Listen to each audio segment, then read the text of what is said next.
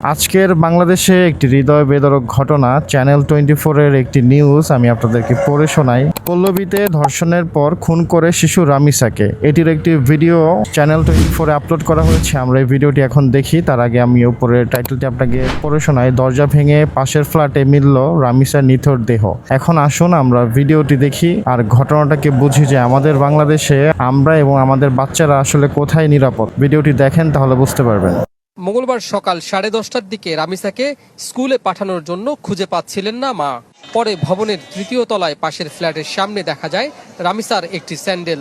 এরপর পুরো ভবনের কোথাও খুঁজে না পেয়ে পাশের ফ্ল্যাটের দরজায় ধাক্কাধাক্কি করেন রামিসার মা ও প্রতিবেশীরা, কিন্তু কোথাও সাড়া না মেলায় দরজা ভেঙে পাওয়া যায় রামিসার মাথাবিহীন মরদেহ। আজকের এই ঘটনা আমাদের চোখে আঙুল দিয়ে দেখিয়ে দিয়েছে অবহেলা কতটা ভয়ঙ্কর হতে পারে।